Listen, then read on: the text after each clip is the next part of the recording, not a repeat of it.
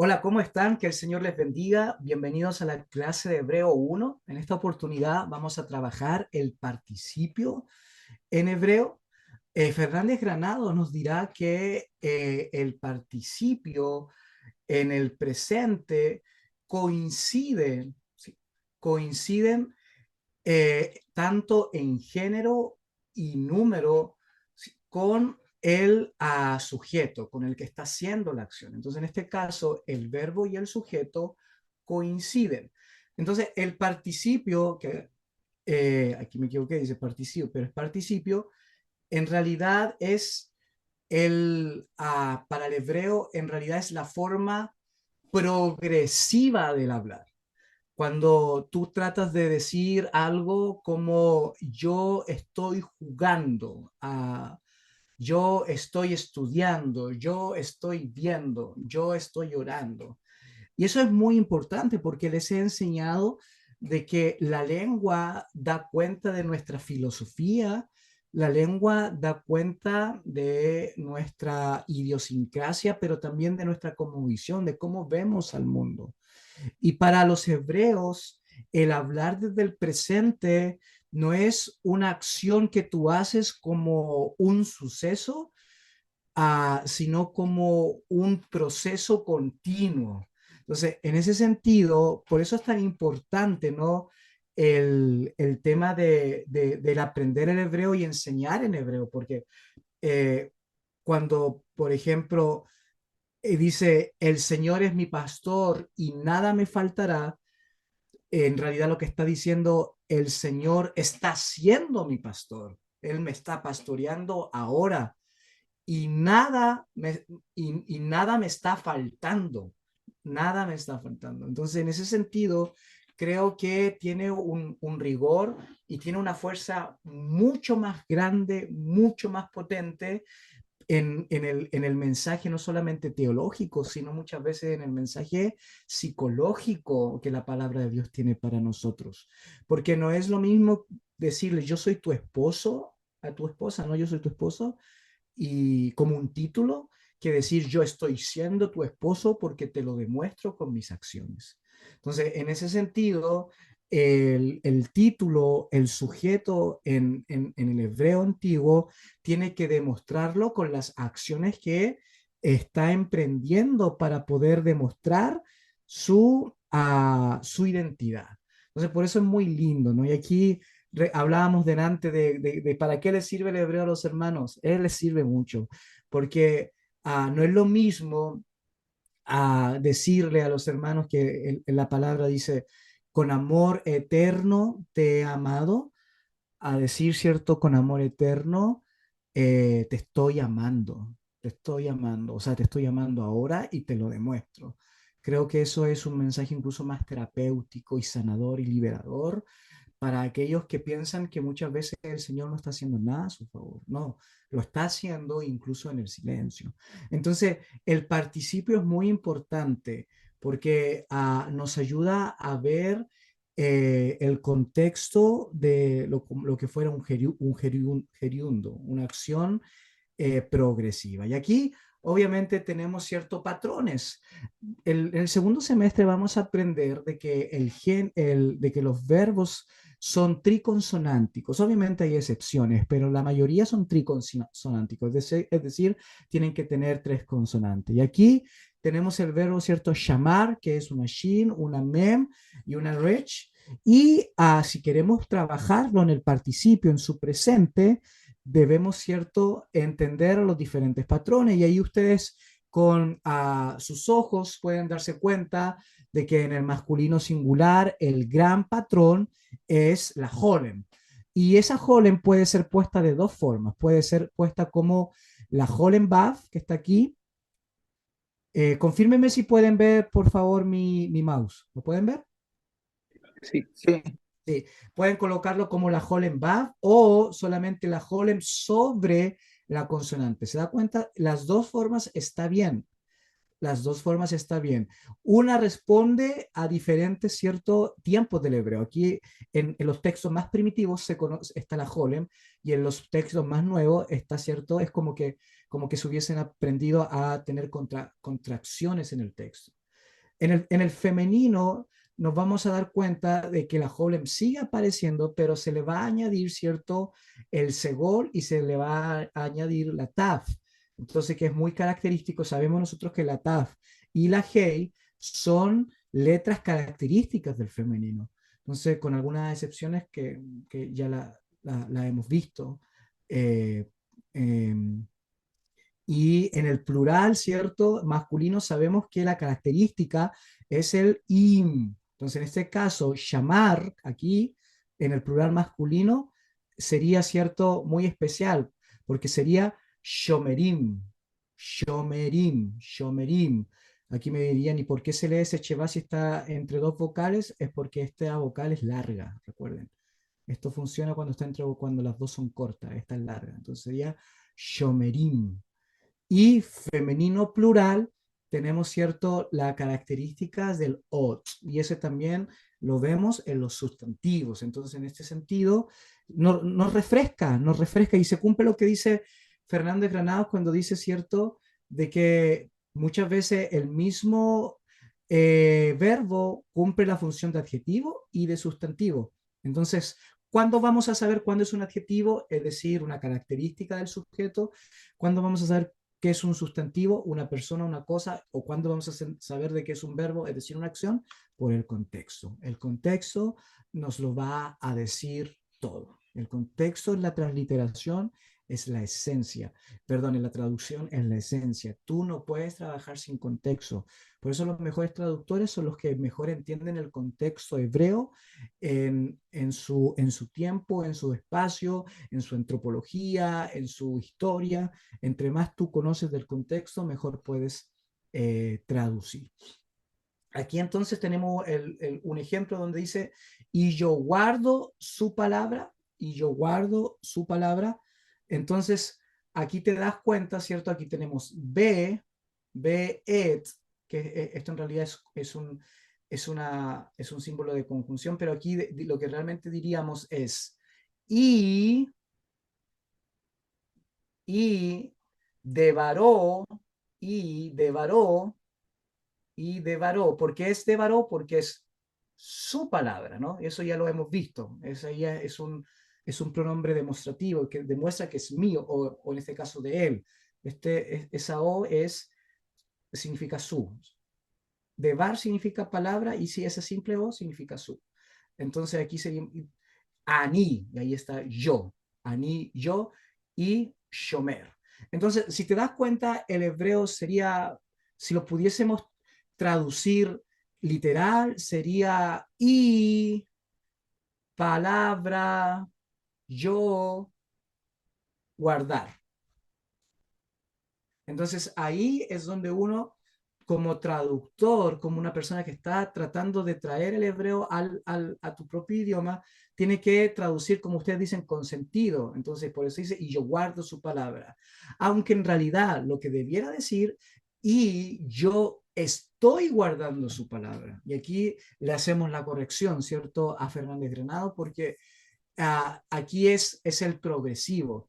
Yo guardo, sí, funciona, pero no sé si a ustedes les pasa que cuando se trabaja en el progresivo, la acción tiene más intensidad, porque no solamente dice, y yo guardo su palabra, como que si fuese algo que tú haces, ¿cierto? Ah, siempre es una acción continua en el presente, pero cuando dice yo estoy guardando, es right now, at the moment, ahora, en este momento, yo estoy, ¿cierto? Guardando su palabra. Y eso tiene mucho más peso, porque ahora tú les puedes predicar a los hermanos y le dices, hermano, ¿usted cree que está guardando la palabra del Señor? Y ellos te dicen, sí, claro, yo guardo la palabra del Señor. Y usted le va a decir, bueno, pero en el original hebreo no es que usted guarda, sino que usted está guardando. ¿Qué hemos hecho hoy para guardar la palabra de Dios? ¿Cuáles son las decisiones que estamos tomando hoy, en este momento, en nuestra vida? Entonces, es un mensaje más confrontacional, más directo. El hebreo era una cultura directa. Recuerden que nosotros los chilenos somos una cultura de lo indirecto, todo a sonrisitas, ¿no? Se va la persona, pa, la partimos. Oye, pero mira lo que dijo aquí, pa, pa, pa. El gringo no, aquí el gringo te parte y después se va, ¿no? Oye, mira, hiciste esto aquí, acá, acá, acá. ¿Para qué decir el alemán? ¿Para qué decir el hebreo moderno? Los israelitas modernos, wow, te lo dicen todo de inmediato, ¿no les gustó algo? Wow. Entonces, en ese sentido, el israelita o la cultura hebrea era el tema de moderno. Y lo mismo cierto en los otros ejemplos. No los vamos a ver todos por el tiempo, pero solamente voy a ver con el yo amo a Israel. Yo amo a Israel. Entonces sería Ani o Jev, aquí está la Holem, ¿se dan cuenta? Entonces, en ese sentido, sabemos que es masculino porque era la característica del masculino, de Holem. Entonces ya sabemos que es masculino. Entonces sería el, ¿cierto? El amor, él está haciendo un hombre, entonces sería Ojev, este et, que es una palabra de transición, ¿cierto? Yisrael. Entonces, yo estoy amando a Israel. Esa sería la traducción más correcta. Yo estoy amando a Israel. Hermanos, preguntas con relación a esto, los que me van quedando. ¿Preguntitas? ¿Me quedan algunos estudiantes o no? Profesor, ¿Sí? ¿podría explicar un poquito cuál es el sentido, el objeto de esa palabra de transición, el et, que está ahí en Yo amo de Israel? Sí, sí. Esta es una palabra bien mística. Los judíos cabalistas la han hecho y lo puedes buscar en YouTube, han hecho cierto una tremenda figura o interpretación espiritual de esa palabra. Los grandes traductores por lo mismo no la traducen, no la traducen, siempre la dejan solita. Se usa, si pudiésemos usarlo en el sentido gramatical, es como dentro, dentro, para él. Es como la expresión máxima de que va a estar a favor de la siguiente palabra. Entonces, como diría, ani ojev et Israel sería yo estoy amando, pero desde las entrañas, desde adentro, desde todo a Israel. Entonces es como una palabra que le hace, pero énfasis al sustantivo a que viene. No sé si me explico. Sí, profesor, gracias. Sí, ¿no ve? Entonces ustedes ahora cuando prediquen y enseñen en hebreo y ven esta palabrita, te dicen, wow, realmente el autor aquí está poniendo intencionalidad. Está poniendo, por ejemplo, en Génesis 1.1, que lo vimos, ¿cierto? Que dice, Bereshit, Bereshit, Bereshit, bara Elohim, et haaret, en los cielos. Creó Dios los cielos, pero como que, como con esa intensidad. Y ahí está la palabra et también. Bien, aquí se van a dar cuenta de las... Pastor, ¿Sí? consulta. ¿Sí? Eh, por ejemplo, en la traducción que usted nos dice con ese énfasis de yo estoy amando, ¿por qué Ujú. ninguna traducción es así o lo plasma así en el español? Sí, porque porque se junta con otro tiempo verbal donde ahí uno puede hablar, por ejemplo, del progresivo con todas sus letras. Al juntarse con ese otro tiempo verbal que ya vamos a ver, eh, ellos tratan de hacer la separación. Lamentablemente, la separación hace que pierda el sentido. Entonces, es necesario que ustedes cuando prediquen lo enfaticen. Entonces, cuando ustedes vean un participio, recuerden que el participio puede ser cierto, y lo vamos a ver cuando está en forma pasiva, puede ser cierto una acción terminada, como yo he amado, pero depende del contexto, va a ser con este énfasis de presente progresivo. Entonces lo hacen para no confundirse, porque el tema es, y yo lo entiendo los traductores, porque el tema es cuándo discrimino, cuándo lo coloco así y cuándo no. En cambio, el otro tiempo verbal que ya les voy a enseñar, ese siempre está, debe ser así. Entonces, en este sentido, ¿cuándo sí y cuándo no? El problema es por esa duda o por esa falta de expertise, yo creo que es por falta de expertise, y no que yo lo sepa, porque yo tampoco no soy un genio ni un máster del hebreo, pero por esa falta de expertise muchas veces le perdemos el sentido a las traducciones. Bien, aquí, Profesor, ¿sí? profesor, una consulta. Cuando usted dice progresivo, ¿a qué se refiere? ¿Es por el participio o progresivo en un tiempo verbal?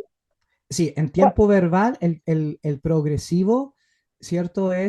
Por ejemplo, cuando tú en español, cuando uno en español dice cantando, leyendo, estudiando, Es como eso el se llama, gerundio. exacto, Gerundio. el gerundio, exacto. Entonces, eso se conoce como también como presente progresivo. Y Ok.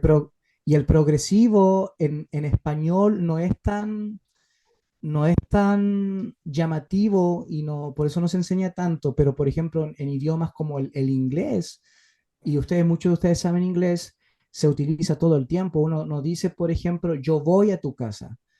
Tú dices, I'm coming, I'm coming. O tú no dices, cierto, yo quiero comer esto. Tú dices, I'm wanting to eat this. Siempre estás hablando en progresivo porque es como una acción que le das como una mayor intencionalidad. Pero sí, como dijimos, como dijo Fernández Granado, y aquí lo dice, es el gerundio, el gerundio. Yo le estoy diciendo progresivo porque tengo esa mezcla, ¿no? Pero es el gerundio. Y me refiero a la acción que se está haciendo, ¿cierto? Continuamente. ¿Me expliqué? Sí, profesor. Ujú. Bien, entonces, ustedes quiero que puedan seguir, ¿cierto? Trabajando esto, se van a dar cuenta de que de las diferencias, ya sea cierto por el masculino singular, femenino singular. Ya este es uno de los tiempos verbales más fácil porque lo único que tú tienes que agregarle es lo que se le agrega acá, ¿no? El pronombre, ani, ani. Entonces, aquí tú le agregas el pronombre y haces la acción. Entonces, en ese sentido, aquí tú solamente tienes que agregarle los pronombres que pueden ser al lado o también puedes agregarle el negativo. Por ejemplo, aprendo hebreo, que en realidad estamos diciendo estoy aprendiendo hebreo porque está en su, cierto, en su acción continua. Entonces sería ani lomed, ani lomed, ibrit. Ani lomed ibrit. ¿No ve? Aquí el cheva no se pronuncia porque está entre dos vocales cortas. Entonces, ani lomed ibrit. Yo estoy aprendiendo hebreo. Ahora, cuando queremos nosotros hacer el tema de la negación, no estoy aprendiendo hebreo, tú debes colocársela, ¿cierto? Eh, después del, ah, después del pronombre, diríamos Yo. anilo, anilo, anilo, lomet, ibrit. Lomet, ibri. Entonces la negación es aquí. Esto va a decir, no estoy aprendiendo hebreo. Ojalá que ustedes me puedan decir ani lomet ibrit y no me van a decir ani lomet ibrit. Y él no está allí. Tenemos 4 palabras. ¿Por qué tenemos 3 aquí? ¿Quién se recuerda? Aquí tenemos cierto who, que significa él, lo, que significa cierto no, y tenemos Que el verbo shall. estar no se... ¿Quién fue ese que me lo dijo? Pablo, Muy bien, Pablo. El verbo estar no está implícito, no se escribe en el presente, en el presente. ¿Ok? En el presente. Entonces, aquí vamos a hacer algunos ejercicios, pero ya es tarde, así que se los dejo. Estos están en el libro eh, y se los dejo como tarea. Bueno.